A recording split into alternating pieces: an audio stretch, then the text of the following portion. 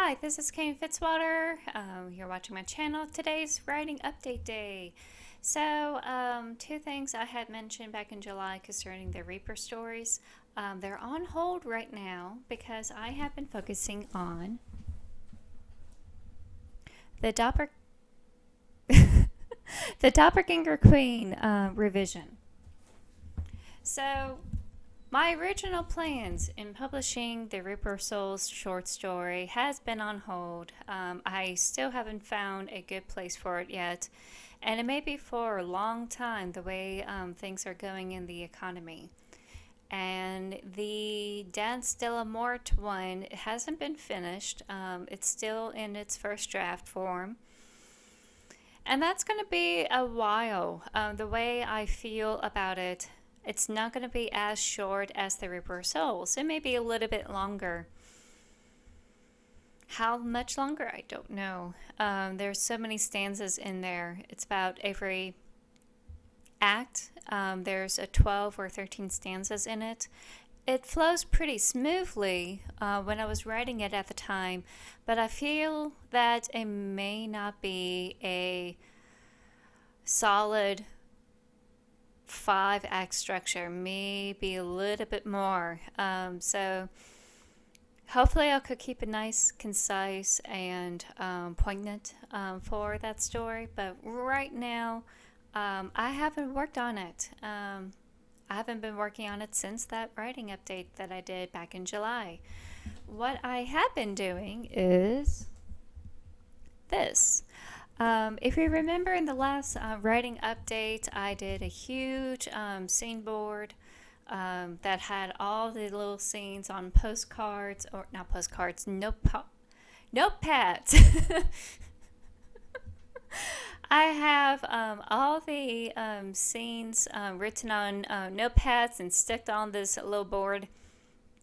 And I had little tiny markers on it trying to say where they are on it. The way I divided the Doppelganger Queen is 8 acts. Just kind of helped organize my brain. Pretty much every length is equal. And I kind of know how things are going. If you were following my story theory videos, it's pretty much the 3-act structure, but a little bit more of the Save the Cat. I kept thinking it's the Dramatica structure, but I was completely wrong. The Dramatica structure is not the same as the Save the Cat structure. It's completely different. And so I thought, oh, drama, theater, films, it's Dramatica. No. That was actually the Save the Cat model, which is our modernized version of the 3-act structure. And it's modernized because of the movies, essentially. Remove the climax from the middle all the way up to the end. And we had 2 layers going on to help keep the audience, engaged. Not necessarily fulfilling the main theme of the movie. So, I am now halfway through. Now I think about, I am halfway through. I added an extra 23 pages so far. I may have to cut back a few as I went along. It's been a pretty smooth process. It's taken me a little while. Let's see if I can show this right. Nope.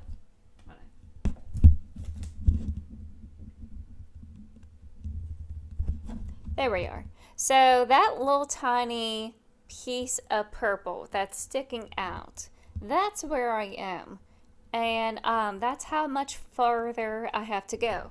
So I'm pretty optimistic that I'll get this done by Thanksgiving, by the raw revision that I'm doing. As I'm going through the holidays, I'm hoping that I could just focus on grammar and cleaning it up and making sure all the words are what they are supposed to be, all the names staying the same. I have a tendency to use their first names and their last names and interchange them in the narrative. So I do have to pick one. Um, all the little tiny nitty gritty details about spelling and grammar tenses and phrases that should be more engaging to readers, hopefully. Um, Will that going to be satisfactory for the copywriter, editor, or copy editor in the publishing house? I don't think so. Um, when I have this presented to a lit agent, I am not going to be fooled that this is the end. Oh, that's Tabitha. That's Tabitha trying to get in. It's not some sort of Five Nights at Freddy monster. She just wants to make sure that we're okay. So she's on patrol. Let me go ahead and close that door. So, yes, I am expecting to get the raw revision done this coming Thanksgiving, hopefully. And just do the rest of the grammar and have that button up by Christmas, hopefully. Hopefully, there's no calamities that's going to prevent things. Of course, life goes on, and that includes drama.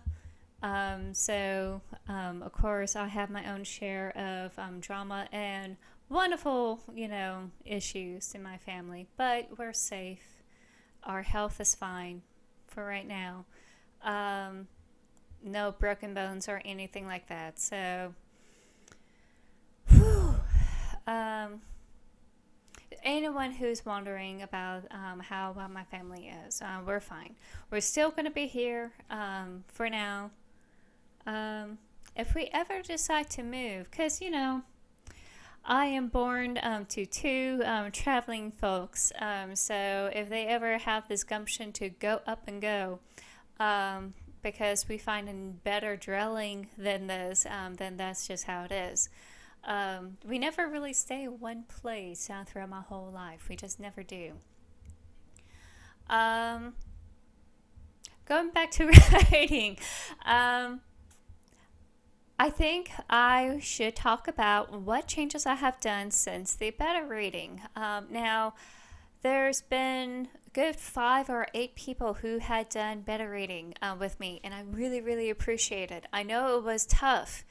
There was a lot of stuff getting in the way with people completing their beta readings, and I know that things came out of the blue at the time, and it was so disruptive. And those who managed to finish it, I really, really appreciate it. And and I really appreciate the comments back then. And at the time, I thought, oh, they want more of the world background, the lore, and all that. When really, they have been asking me to work on the actual scene environment. So when my professional critique partner, who I'm not allowed to say their name, sadly, not yet, um, had told me, no, we want more about the scene. We want to know what's going on in the environment. I'm like, duh. So I unexpectedly fleshed out more of the world than I intended to. And it's not just the physical environment, but it's all this lore, all this background, drop drop back setting, and more of the, why they're there, why is the setup, how it came to be. So that has been dropped heavily because I thought that's what y'all were asking for. So I also helped with the environmental settings a little bit, especially in the beginning, because we needed to know exactly where people are. But for in the middle on up, unless it's a fresh new setting, I usually don't worry about the environment unless the environment has changed in some way. Um, and if you really examine some of the books, not all authors care about the environmental settings too much. They usually describe it in one huge package and then they leave it alone for the rest of their books, especially thrillers. We try not to be so gung ho about the background um, or at least the environment, unless it actually adds to the crime scene, and from there on, it gives a sense of, ambience. Um, so I tried to leave it to your imagination as much as I could. That's why I left it so stripped bare. And I realized that no, you guys really, really want to have more of a play scene going on where they feel play around with the plot props, fit around with stuff, do some sort of movement. So I tried to add more of that in there. We're going to see if the publisher likes that once we do have a lit agent. Um, if I don't have a lit agent next year, there are two publishers I'm thinking of going with that don't require a lit agent, and I will be very meticulous over the contract and making sure that I am getting a pretty good deal on it. So I'll do my best. I may have to hire someone for a one time consultation. Um, but we'll see how that goes. It's kind of a last resort, but I'm tired of sitting in my hands. Um, so, another major thing that's going to be the biggest change that you would notice from the beta reading is the queerness of it all. I know that may be shocking for some of you because I've been so nice and tidy and neat and very polite and a good little girl, quote unquote, even though I'm like a woman. Um, I try to keep it subtle. I'm try to keep it subtle because I thought, well, it's not going to be showcased in the thing at the time. I thought that it has no place in it. It is just going to be who they are. We're going to explore it in the later books. Right now, I'm just getting into the relationship. You can see how faulty the thinking was. The relationship, between this main character with his, missing wife and all this stuff. And I realized that no, it does have a place. It has a huge place in it, especially when you have such a lovely villain such as the Doppelganger Queen. Those who did the beta reading know the spoilers, so no, shush, shush. Don't spoil. Not yet. Wait until everyone finds out. And then cackle and glee, go, mwahaha. You get to experience that. If you spoil it, I have no choice but to delete your comments. Um, but anywho, the Doppelganger Queen is very special. It's very dear to me. And I also had Dawn, who is a open lesbian. I have Tavian Corza, Augustin Tavian Corza. Octavian Augustus Corza. Oh my god. Sorry, I've been watching a lot of history videos and I got everything all switched up in my head. But Octavia, Augustus, or Augustus, because he's from the Romanian parts of his country, Corza is bisexual. He had always been swinging the fence. And I always see Aramis Is, our main character, as being pansexual because he just doesn't care. It's not a matter of gender for him, it's about character. He's not going to really fall for the extreme ends of the gender makeup, whereas Tavian Corza doesn't mind, those showcasings, those extreme ends. Dawn is, a lady's lady,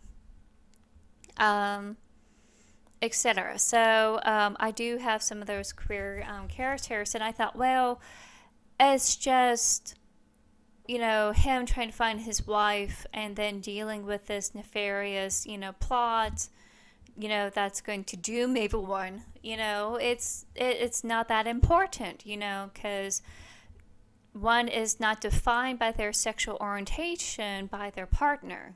This is an issue that bisexuals and pansexuals have, where they date someone who is, it's someone of the same sex as theirs.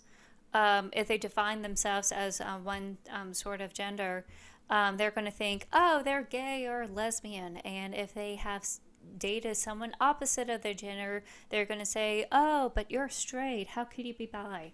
So biness is influenced by their partner. Same thing with pansexual. Same thing with everyone else. So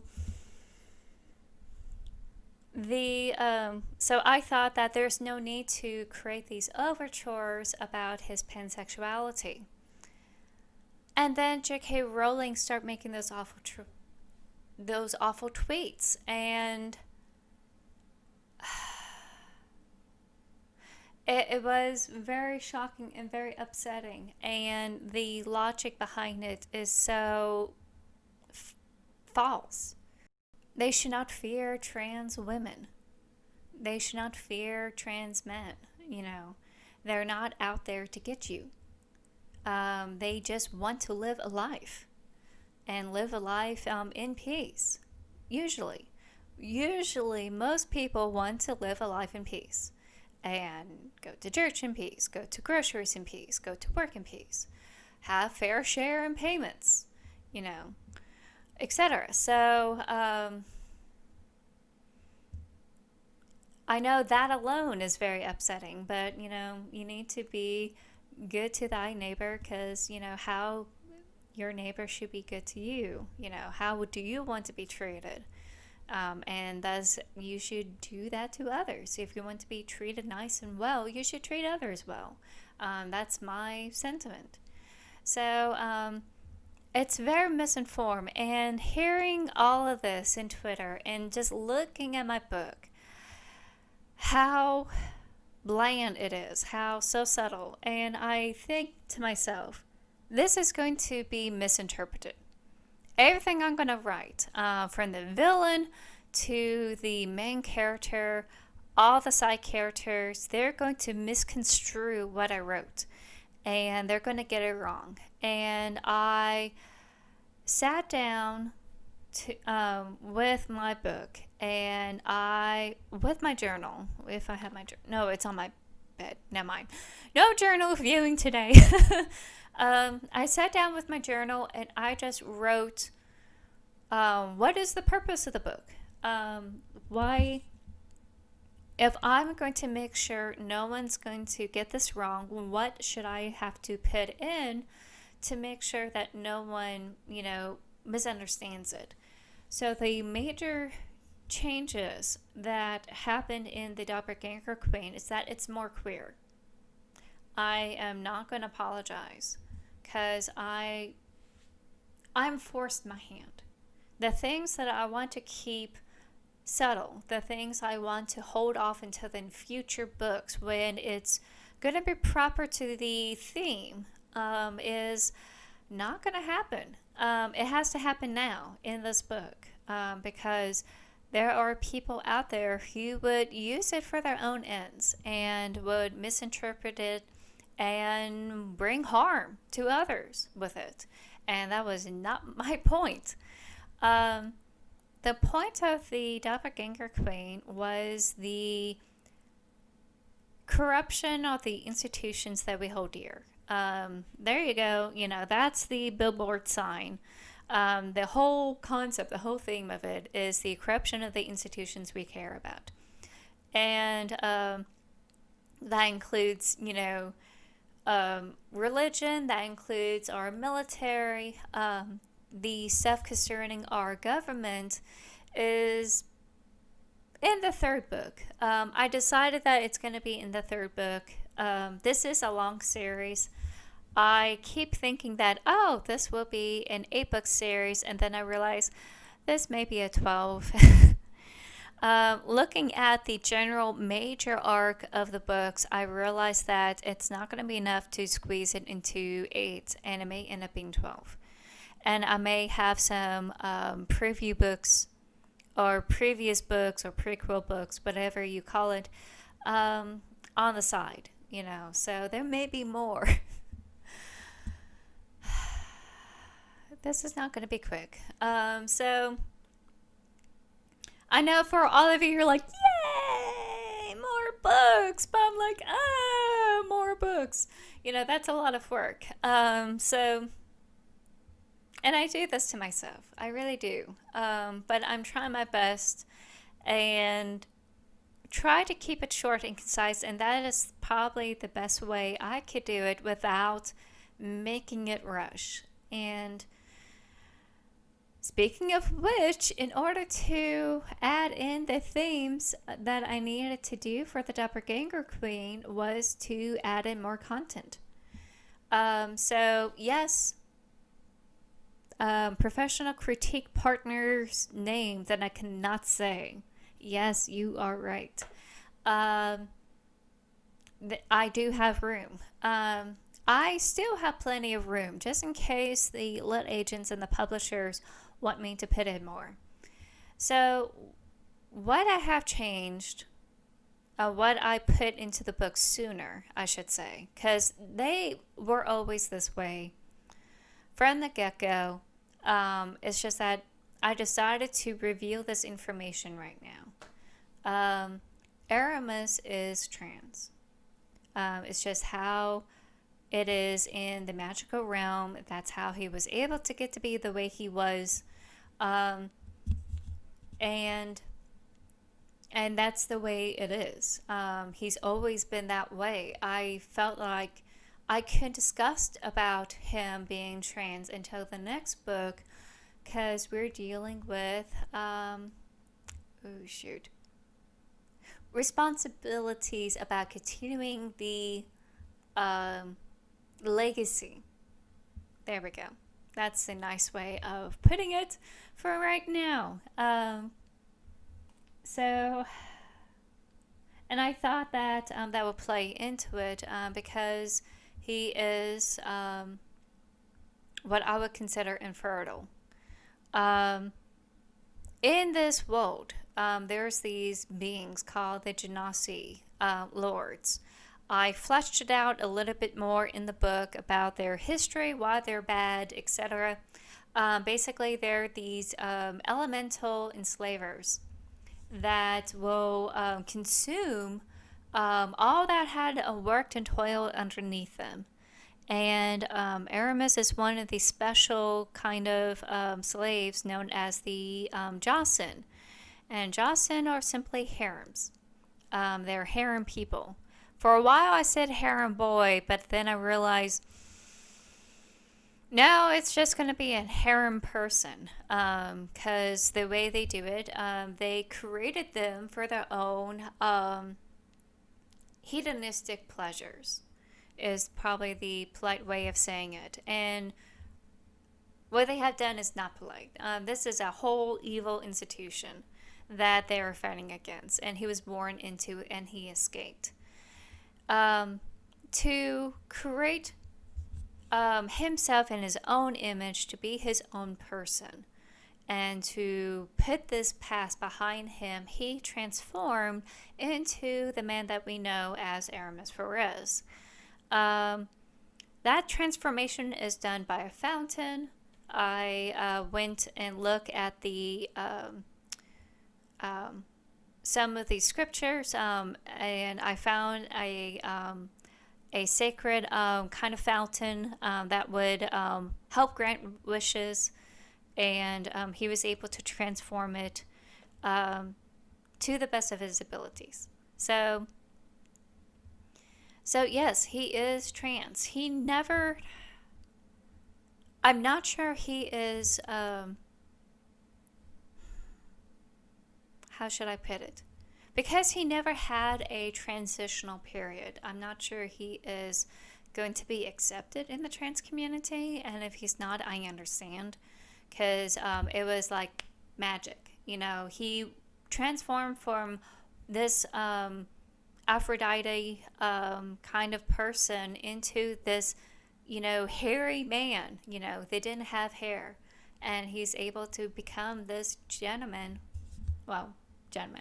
that he wanted to be, and become his own person. So because it happened so quickly, I'm not sure that, he will be accepted. But if he is, that will make me very happy. But yes, there you go. He is trans. And I looked at the book and I realized that I have to talk about it. I have to mention about his past and how those doubts about his failure as not only as a silver fox, as a hero to the people, but also how he is a friend to his people. And because of the disappearance of his wife, he's going to think about who he is as a person, and whether he has failed as a person, as a husband, etc. And maybe those doubts about whether he made the right decision to be who he is the right call to make. So all of these doubts will be flooded and will disperse throughout this book. But they're going to be washed away at the end. He's going to get his game on. He's going to continue being the silver fox that we know him to be, hopefully. So that is the whole thing about the silver fox, or Aramis Perez.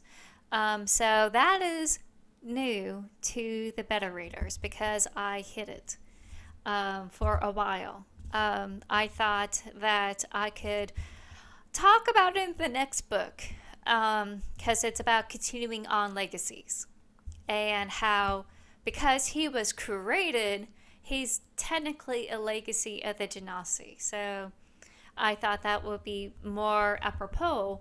But because he has a broken relationship, I realized that some people will think that, is it about me? Is this wrong about me? Is there anything that I'm doing wrong? And you start self-analyzing everything from that type of broken relationship. So he's going to have those moments of doubt, and it's going to be placed in there. Another thing about what non-binary people may be concerned about is the villain.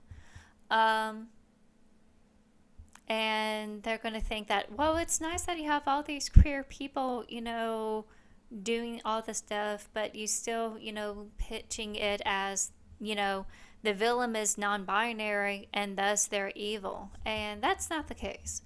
I have other characters who are non-binary and they're celestial.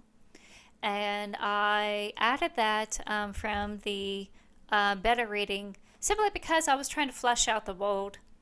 I was trying to showcase more about stuff beyond this realm and how they influence these situations. So those beings are actually considered non-binary because this is nothing but a mortal shell. Our gender, our skin, our hair, our pigmentation, what we look like from our bone structure, our muscle structures, our organs, they all just go to dust. It's all mortal, it stays in this physical plane. When you go beyond the physical plane, in my personal opinion, it's a stream of consciousness. It's right here in your noggin or in your heart. There's a soul, and that's your consciousness, and doesn't have form. So because it doesn't have form and you're bared before all, you don't have any sort of organelles or organs or anything that's going to define you the way science defines, gender. So that's all going to be stripped behind. And so only based on your consciousness of what you see yourself as being feminine or masculine, or maybe you just don't care. So that's how I see it. And when I think of celestial beings, for the most part, they're going to be, like, I don't care. I just want to fight against evil. Like, why would that matter to you? Of course, you're human. Of course, it matters to you. Um, so don't despair. The villain is not the only non binary person. There are celestial beings in this world who are non binary. They just don't interact as often. There is the sleeper. The sleeper is simply this major deity that Aramis worships, and so far is the only one who worships the sleeper. And they pretty much gave the kingdom to the Morning Lord and said, all right, peace, I'm out. And worked on other projects. And while the Morning Lord takes care of this lower realm. So, with his sister Loon. So, that's kind of the deity aspect of it all. Fantasies, we even work on religion. So, the sleeper doesn't have doesn't have a gender, because the sleeper does whatever the sleeper wants, and creates and destroys. And you know who I'm referring to. That's all I could say without spoiling any further. I will be able to talk more about this in the Q&A. Yes, I will only be able to talk about it in the Q&A when it finally comes out, when everyone finally reads the whole thing, and we were able to talk about it a little bit more. So, you can piece it together as you will, for right now. Just understand that this book is about the gray middle line. And how a very, very human person, such as Aramis is trying to deal with this major backset, not only in a work environment, but also in a societal environment and in a personal relationship home environment, and how he's supposed to rise up through all this and try to save the day, which is very, very, very difficult for anyone to do. So, I had forgotten about my purpose this past weekend. This past weekend has been very rough for me. I had a moment of despair, which I'm sure that people are not unfamiliar with this whole COVID 2020 situation, where we wondered, is this something I really should deal with, Why should I continue on living? All this other stuff. So I had that moment of despair, and I realized that I have work to do. I got these books. I started out these stories, and I'm not finished. This one is a long one, and I have to do my job. I have no choice. I started it, and no one's going to finish it. Literally, all the notes I have, it's not enough. I have J.R.R. Tolkien problems, where I'm just getting started, and I'm only in my mid-30s, and I'm afraid that I won't be finished until I'm very old and gray. And that may be some wonderful news for you fans, but that's a huge problem for me. So because I have this really long story along with another longer story on the back burners, besides the Reapers, I have my work cut out, and I'm going to try to stick to it as the best I can. And I really do hope I'll see you there in the Q&A in the future, whether we're going to do it virtually or in person in a panel. Because I'm sure a lot of people have a lot of questions about this. And I can't wait to see and hear what everyone has to say. So until then, I am going to do another writing update around January. Hopefully by then, everything will be smooth and will go off to the great lit agency Query Beyond, and hopefully things will work out. So until then, if you like these type of writing updates from me, please do give me a like. It helps let me know whether this is something that you guys are interested in. Um, and do hit subscribe or follow. I do have a lot more older content that you could go and look at.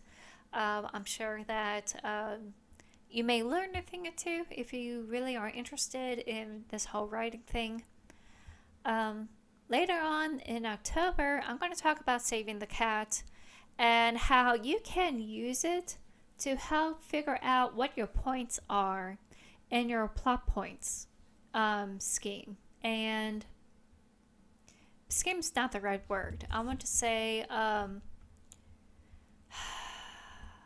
in your plot pie. There we go, your plot pie. Where your points are in the plot pie, so that way you can slice your book right. There you go. So I'll see you next time, and I hope you have a safe and wonderful day. And please go out and vote. Bye.